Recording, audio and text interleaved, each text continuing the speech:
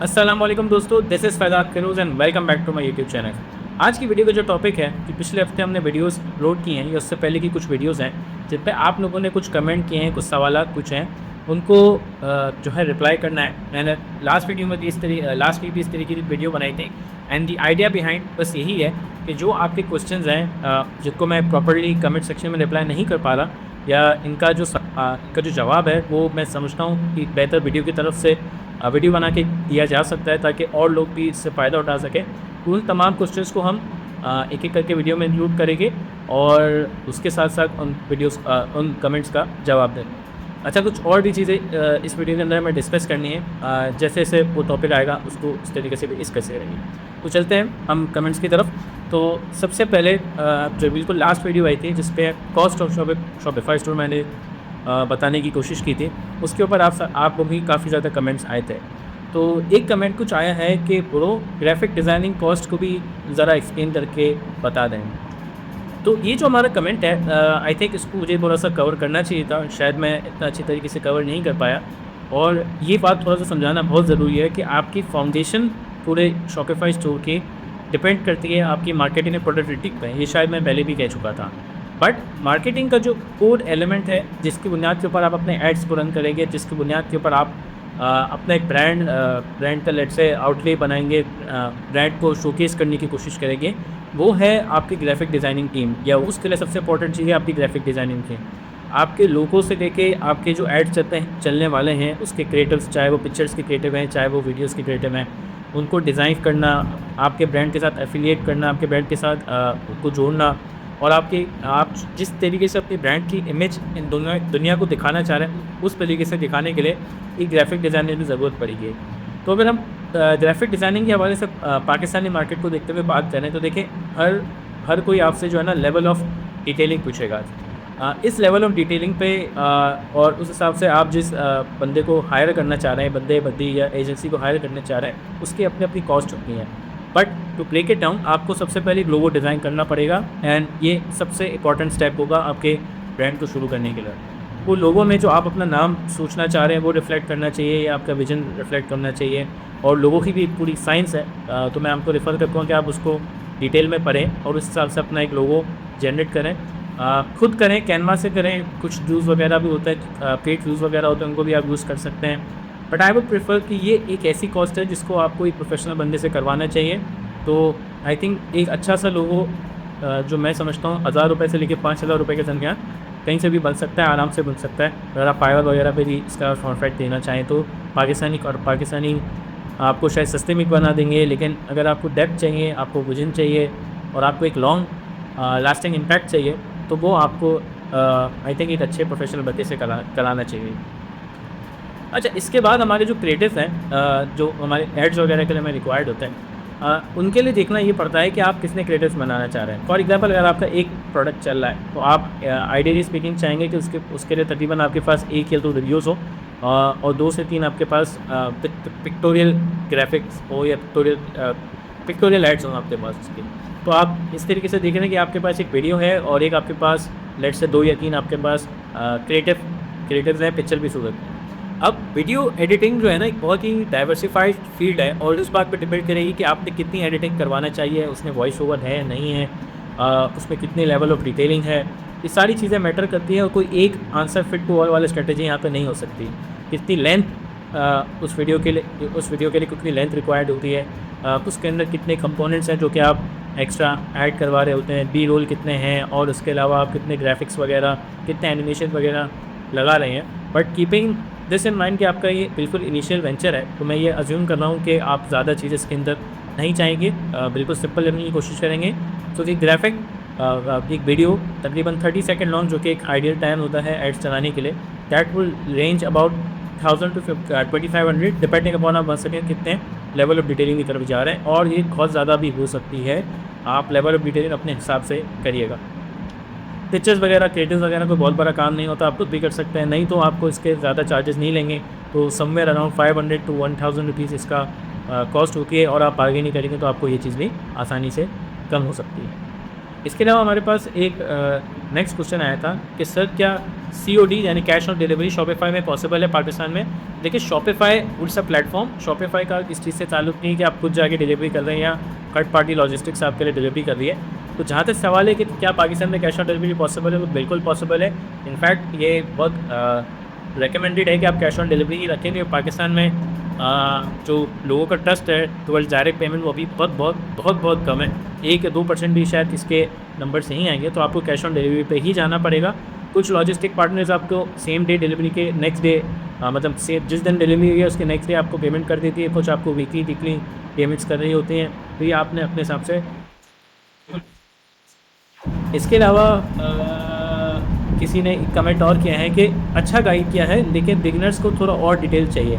बिल्कुल, मैं तो हमेशा ही बात कहता हूँ कि अगर आपके जहन में कोई और सवाल है, कोई आपको मज़ीद डिटेलिंग रिक्वायर्ड है, तो आप कमेंट सेक्शन में बताएं, हम इसको ज़रूर रिप्लाई करेंगे। हम उसके हिसाब से भी कंटेंट बनाने की कोशिश करेंगे। और देखें, ज़ाहिर है जब हम वीडियो बना रहे होते हैं बहुत सी दिमाग में चल रही होती हैं, कुछ वीडियो के सामने कैमरे के सामने बंदा कह पाता है, कुछ जो चीज़ें होती हैं वो नहीं कह पाता। तो कुछ ऐसा भी होता है कि कुछ चीज़ें हमारी स्क्रिप्ट में तो लिखी हुई होंगी हैं बट हम उसको सामने नहीं कह पाते हैं। तो काफ़ी दफ़ा ऐसा हो सकता है। तो अगर आपको कोई ऐसी चीज़ लगती है, कोई इन्फॉर्मेशन मिसिंग है, कोई इन्फॉर्मेशन रॉन्ग है, या आपको फर्दर कोई इन्फॉर्मेशन रिक्वायर्ड है, आप बिल्कुल कमेंट सेक्शन में पूछें, हम आपको उस पर ज़रूर रिप्लाई करें।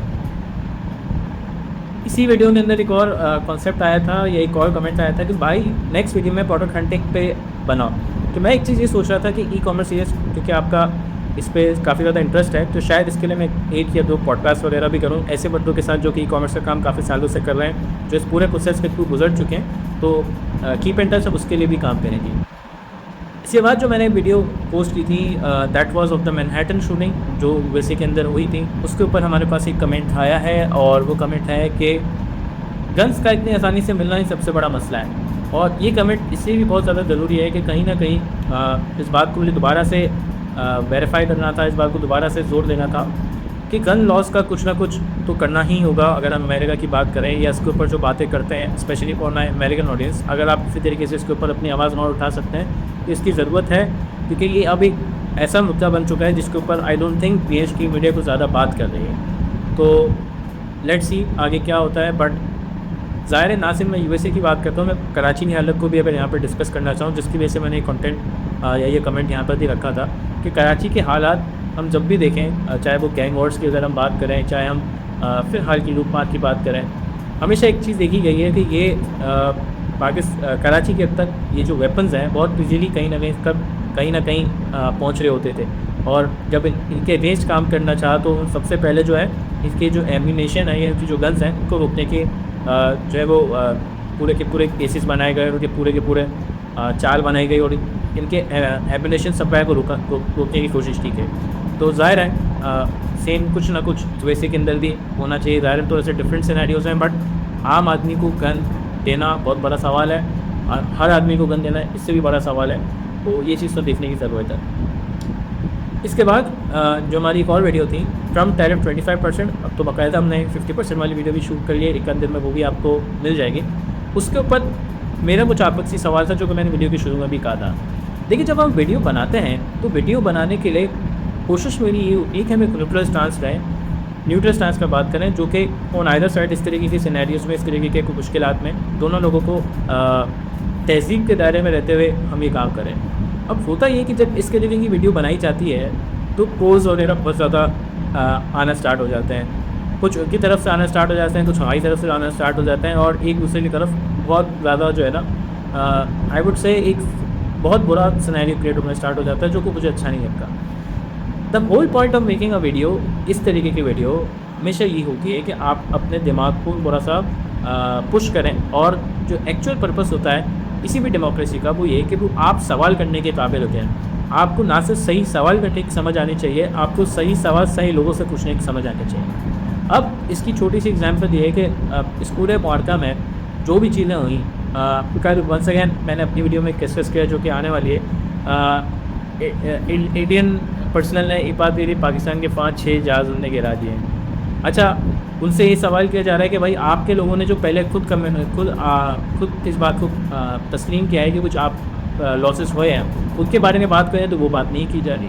तो यहाँ पर ये बात की जा रही है कि आर्मी को डिग्रेड नहीं कर रहे, बल्कि मैं तो ये बात कहता हूँ कि आर्मी को आर्मी पर्सनल की अगर हम बात करें, चाहे वो इधर के हो चाहे वो उधर के हो, हमें रिस्पेक्ट करनी चाहिए। देखिए एट द एंड करते वो लोग ही दोनों इस पूरे मार्का में शहीद हो, चाहे वो पाकिस्तान के सोल्जर हो चाहे वो इंडियन सोल्जर हो।